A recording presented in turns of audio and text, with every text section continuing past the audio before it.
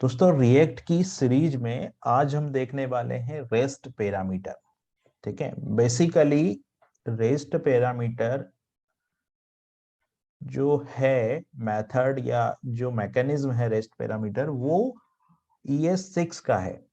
ठीक है, ES6 का है, लेकिन चूंकि हम लोग रिएक्ट देख रहे हैं और रिएक्ट ES6 को स्टैंडर्ड को फॉलो करता है, इसलिए हम लोग यहाँ पे रेस्ट पैरामीटर देख रहे हैं। तो रेस्ट पैरामीटर देखने के लिए मैं क्या करता हूं, मैं एक फंक्शन बनाता हूं। सबसे पहले तो मैं एक फंक्शन बनाता हूं इसको सीखने के लिए। तो मैंने फंक्शन बनाया सम नाम का।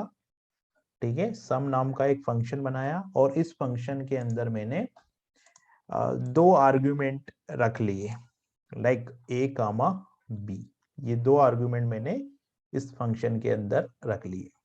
ठीक है, अब मैं क्या करता हूं, लेट सम नाम का एक वेरिएबल लेता हूं यहाँ पे, और यहां पे मैं करता हूं sum is equal to A plus B. Sum is equal to A plus B करता हूं मैं, और इसको प्रिंट करवाता हूं यहाँ पे document dot write. Document dot write में क्या करता हूं मैं, sum is equal to document dot write में मैं प्रिंट करवाता हूं, है ना, सम इज इक्वल टू।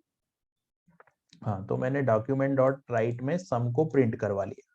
ठीक है, डॉक्यूमेंट डॉट राइट में मैं यहाँ पे इसको प्रिंट कर देता हूँ। अब क्या आएगा इसका आउटपुट, अगर इसके आउटपुट की बात करूं तो इसका आउटपुट क्या आएगा, तो मैं राइट क्लिक करके ओपन विद लाइव सर्वर करता हूँ। ठीक है, तो अभी तो इसका आउटपुट कुछ आया नहीं क्योंकि हमने फंक्शन को कॉल नहीं किया है। ठीक है, तो मैं यहाँ पे क्या करता हूँ, मैंने यहाँ पे पास किया सम, और सम में मैंने पास कर दिया 20 30। ठीक है, सम में 20 30 पास कर दिया। अब इसका आउटपुट क्या आएगा, तो सम 20 30 आ गया। कुछ गलत हो गया यहाँ पे, sum is equal to A plus b. ओ, मैंने स्क्रिप्ट टेक के बाहर कर दिया इसको। ठीक है, यहाँ पे मैंने पास किया, तो अभी क्या आया, उस पर आया सम इज इक्वल टू 50। ठीक है, अब मान लीजिए कि मैं यहाँ पे पास कर दूं सम इज इक्वल टू 30 50 60। तो इसका आउटपुट क्या आएगा, फिर मैंने पास कर दिया सम इज इक्वल टू, मान लीजिए यहाँ पे कोई वैल्यू कर दी 35 32 80 90। तो क्या होगा, तो क्या होगा, सम क्या आएगा, तो अगर आप देखोगे तो सम आया 50 80 67। मतलब क्या हो रहा है, इसका मतलब यहाँ पे ये हो रहा है कि जो सम कॉल हो रहा है ना, जो सम कॉल हो रहा है वो क्या कर रहा है, वो सिर्फ शुरू के दो आर्ग्यूमेंट ही ले रहा है। वो सम जो है वो शुरू के दो आर्ग्यूमेंट भी ले रहा है। तो इस टेक्निक का में जब हमको ये नहीं पता है कि कितने आर्ग्यूमेंट लेना है, तो यहां पर काम आता है हमको रेस्ट पैरामीटर। अभी रेस्ट पैरामीटर क्या काम करता है, तो रेस्ट पैरामीटर का मतलब होता है एक अरे। तो हम पूरा का पूरा नंबर का, ये जो पूरा का पूरा अरे है ये यहाँ पर पास कर देंगे, और ये पूरा जो नंबर है हमारा 1 2 3 4, ये सब नंबर हमारा इस आर्ग्यूमेंट के अंदर आ जाएगा। लेकिन रेस्ट पैरामीटर को यूज करने के लिए क्या यूज करना होगा हमको, ट्रिपल डॉट और ARGS। ठीक है, ये यूज करना होगा। जनरली होता क्या है कि ARGS बहुत पॉपुलर नाम है, इसलिए मैं यहाँ पे ARGS कर रहा हूँ। बाकी ARGS के अलावा कुछ और भी हो सकता है, लेकिन रेस्ट पैरामीटर लगाने के लिए हमको सीक्वेंस से ट्रिपल डॉट यहाँ पे यूज करने पड़ेंगे, डॉट डॉट डॉट और फिर हमारा पैरामीटर का नेम। तो हम जितने भी फंक्शन यहाँ पे पास करेंगे ना, जितने भी आर्ग्यूमेंट हम यहाँ पे पास करेंगे, वो सारे आर्ग्यूमेंट इस ARGS के अंदर आ जाएंगे। फिर इस ARGS को हम लोग क्या करेंगे, फिर इस ARGS के अंदर हम एक लूप लगाएंगे, और मान लीजिए मैं फॉर एक लूप लगा देता हूँ, है ना, ये लाइन हम लोग हटा देते हैं और यहाँ पे हम लोग एक लूप लगा देते हैं। तो मैंने ये लाइन हटाई और यहाँ पे मैंने एक लूप लगा दिया, और इस लूप के अंदर मैंने क्या कर दिया, sum is equal to sum plus X, और यहाँ पे सम की वैल्यू को मैंने 0 कर दिया। ठीक है, सम की वैल्यू को मैंने ऊपर 0 कर दिया, और यहाँ पे sum is equal to sum plus X कर दिया। ठीक है, अब अगर मैं इस आउटपुट को रन करता हूं, अब इस आउटपुट को मैं इस प्रोग्राम को मैं रन करता हूं तो रिजल्ट क्या आएगा, तो देखिए रिजल्ट चेंज हो गया, पहले 50, पहले 140, फिर आया 237। तो इस एग्जांपल से हमको ये बात तो समझ में आई कि रेस्ट पैरामीटर उस सिनारियो में बहुत काम के जब हमको ये नहीं पता है कि कितने आर्गुमेंट आना है, या एक तरह का फंक्शन का बिहेवियर की कितने आर्गुमेंट पास होंगे, तो वहां पे हम लोग रेस्ट पैरामीटर का यूज करते हैं। अभी रेस्ट पैरामीटर के और भी बहुत सारे यूज है, लेकिन ये हमने फर्स्ट यूज देखा।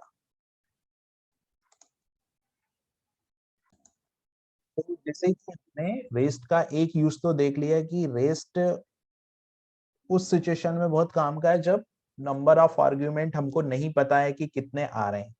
ठीक है, अब इसमें दूसरा दूसरा जो केस है वो ये बनता है कि मान लीजिए आपको रेस्ट के साथ कोई और पैरामीटर पास करना। मान लीजिए मैंने ये ARGS है, ARGS के साथ मेरे को एक पैरामीटर और चाहिए। तो उस केस में क्या होगा, मान लो मैं यहाँ पे टोटल कैलकुलेट कर रहा हूँ, तो मान लो मैंने यहाँ पे टोटल मार्क्स कैलकुलेट किए। ठीक है, अभी ये टोटल मार्क्स क्या हो सकते हैं, किसी के हो सकते हैं, तो मैं यहाँ एक पैरामीटर और लूंगा नेम, तो नेम कॉमा ARGS में लूंगा। उस सिचुएशन में क्या होगा कि जब आप रेस्ट के साथ कोई दूसरा पैरामीटर भी यूज करेंगे तो रेस्ट को आपको सबसे आखिरी में रखना पड़ेगा। कंडीशन ये है कि आपको रेस्ट को सबसे आखिरी में रखना पड़ेगा। जब आप रेस्ट को सबसे आखिरी में रखेंगे तो सिस्टम क्या करेगा, सिस्टम इसको यहाँ पे कैलकुलेट कर लेगा। ठीक है, अब क्या होगा कि हम लोग यहाँ पर अलग अलग नेम तो पास कर ही रहे हैं, 3-4 बार हमने कॉल किया। अब यहाँ पे मैं क्या करता हूँ, एक स्ट्रिंग और लगा देता हूँ। यहाँ पे मैं लिख देता हूँ नेम, और नेम में मैं क्या कर देता हूँ प्लस, नेम के साथ प्लस, और प्लस के साथ मैं नेम लिया मैंने, और नेम में जाके प्लस, यहाँ पे मैंने नेम पैरामीटर ले लिया, और यहाँ पे मैंने प्लस, और प्लस के बाद ये ले लिया मैंने यहाँ पे सम इज ये। ठीक है, तो इस तरीके से क्या होगा, कुछ एरर है यहाँ पे, हम लोगों ने यहाँ पे मैं कॉमा लगा देता हूं।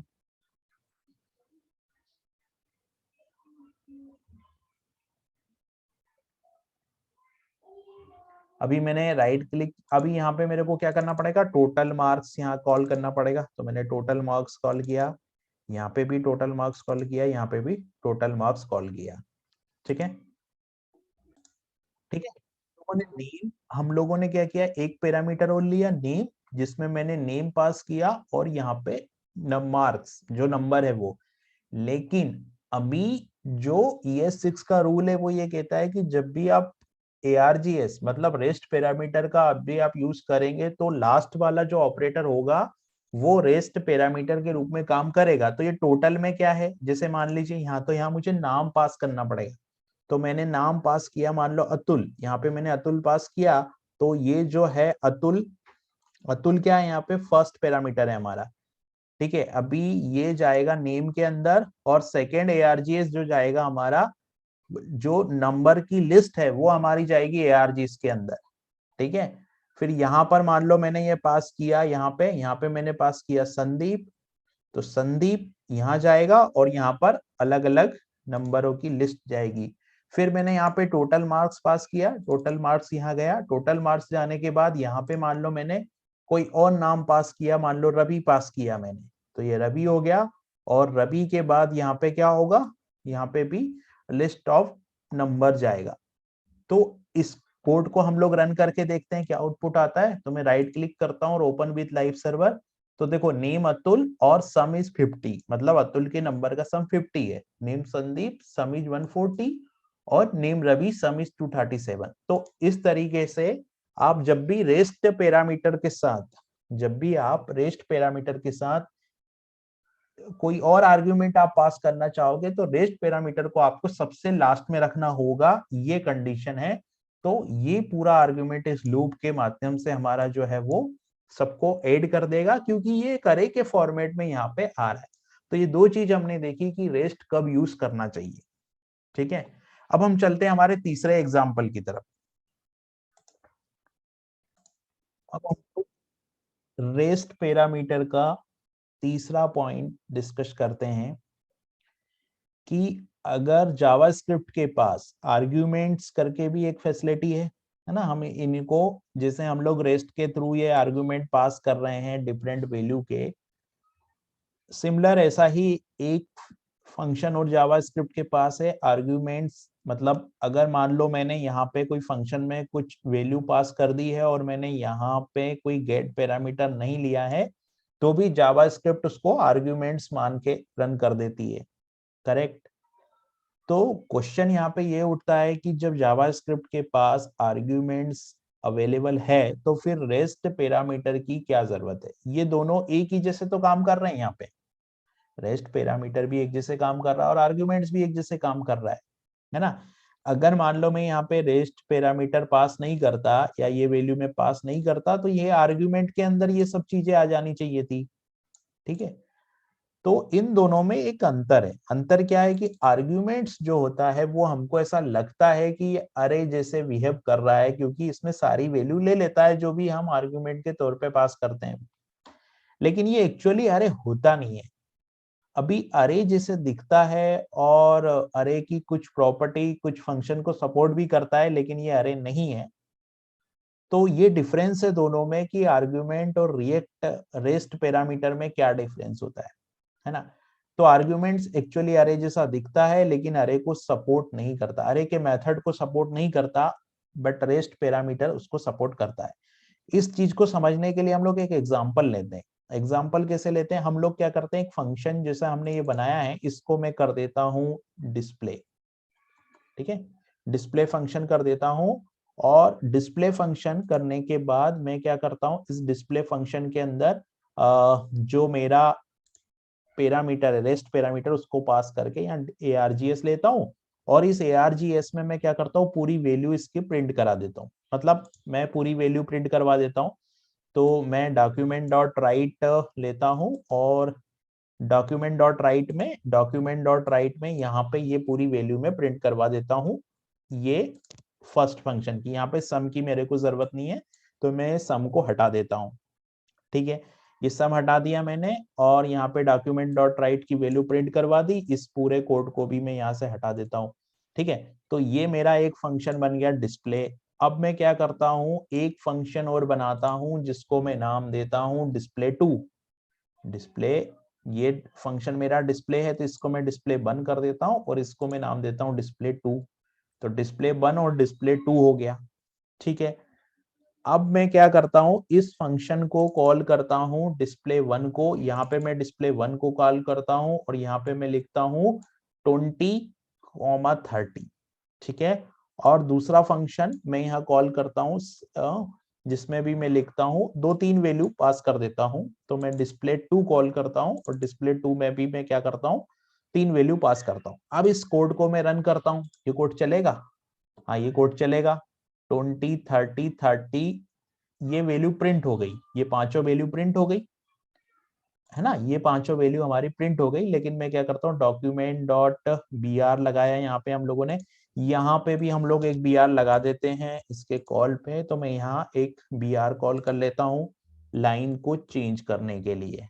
ठीक है, तो थोड़ा कोड हमारा व्यवस्थित दिखेगा।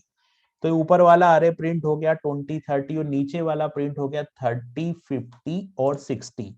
ठीक है, ये दोनों डिस्प्ले वन और डिस्प्ले टू कॉल हो रहे हैं, लेकिन इसको हम लोगों ने args पास किया था और यहाँ पे हम लोग args पास नहीं कर रहे।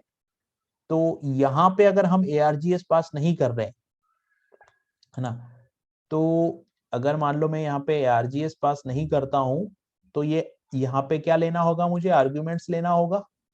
तो मैं यहाँ पे आर्ग्यूमेंट्स ले लेता हूं।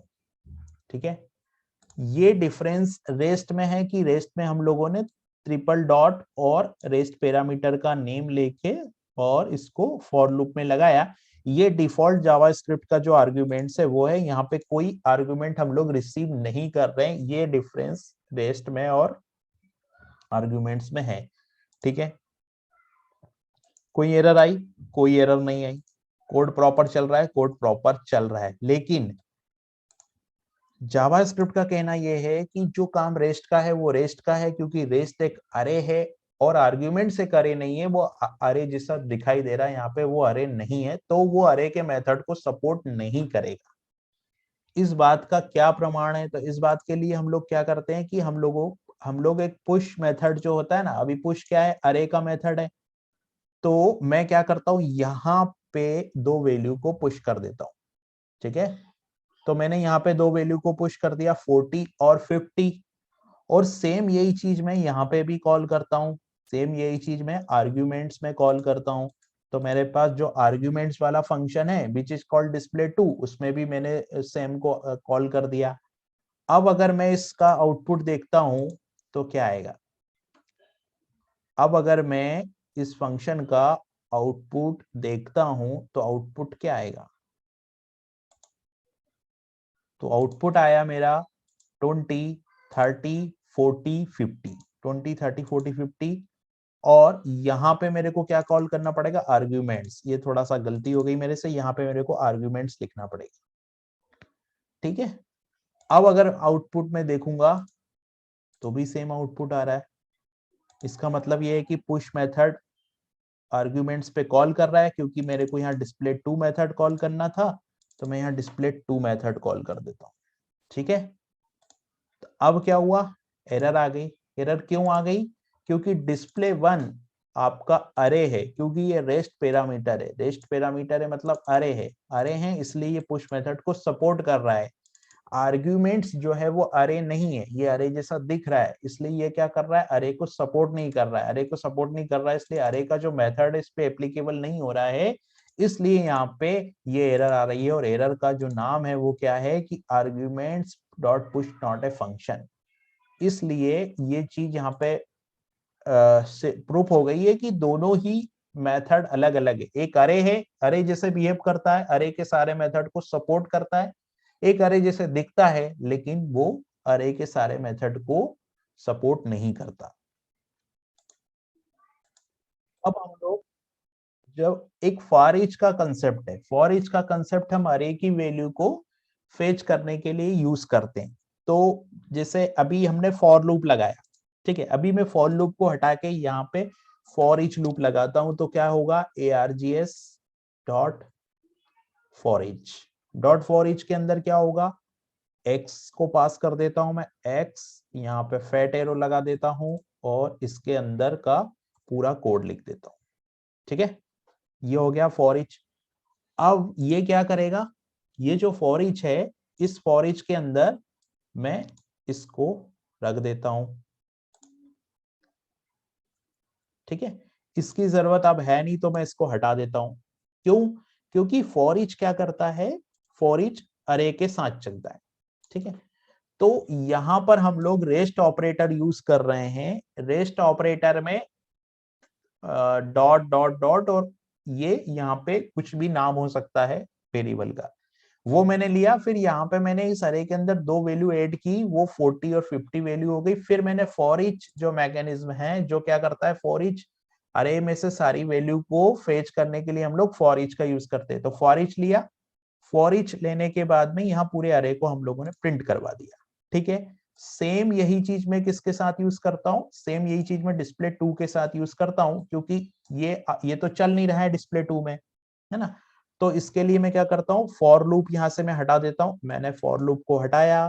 फॉर लूप को हटाने के बाद मैंने क्या किया? यहाँ पे आर्ग्यूमेंट्स लिया, ये जो आर्ग्यूमेंट्स था इसको लिया, यहाँ से मैंने फॉर लूप को हटाया, फॉर लूप को डिलीट किया यहाँ से, और इसको मैंने कन्वर्ट कर दिया फॉर ईच में। तो यहाँ फॉर ईच आ गया। फॉर ईच के बाद ये वैल्यू यहाँ आ गई, ये वैल्यू आने के बाद यहाँ पे x आ गया, x के बाद यहाँ पे ये एरो आ गया, और इस एरो के अंदर यहाँ पे दो वैल्यू आ गई। ठीक है, इस एरो के अंदर मेरे को ये प्रिंट करवाना है x की वैल्यू, ये फंक्शन मेरा खत्म होता है यहाँ पे। तो एरो के अंदर मैंने फंक्शन को प्रिंट करवा दिया। अब क्या होता है कि ये display1 है और ये display2 है ना, ये display1 है मेरा फंक्शन और ये display2 फंक्शन है। अब इस फंक्शन को मैं कॉल करता हूं। है ना। इस फंक्शन को मैंने डिस्प्ले 1 को कॉल किया जिसमें 20 और 30 वैल्यू पास की, 40 और 50 वैल्यू को ऐड किया, तो रिजल्ट क्या आएगा 20 30 40 50, करेक्ट। सेकेंड पैरामीटर में क्या पास किया मैंने 30 50 60, तो 30 50 60 को जो फॉर ईच लूप है वो ये वैल्यू को सपोर्ट करना चाहिए अगर आर्ग्यूमेंट्स और आर्ग्यूमेंट्स अगर अरे के कंसेप्ट पे काम करता है तो। ठीक है, अभी मैंने रन किया तो आप देख रहे हैं यहाँ पे केवल पहला अरे आया, दूसरे अरे में आ गई एरर। एरर क्या बोल रही, एरर ये बोल रहा है कि for each is not a function. इसका मतलब ये है कि फॉर ईच इसको सपोर्ट नहीं करेगा, फॉर ईच जो लूप है वो इसको सपोर्ट नहीं करेगा। तो ये डिफरेंस है रेस्ट पैरामीटर में और आर्ग्यूमेंट्स में, है ना। तो बेटर है कि हम लोग रेस्ट पैरामीटर को यूज करें क्योंकि रिएक्ट में ये हमारी बहुत हेल्प करने वाला है आगे चल के।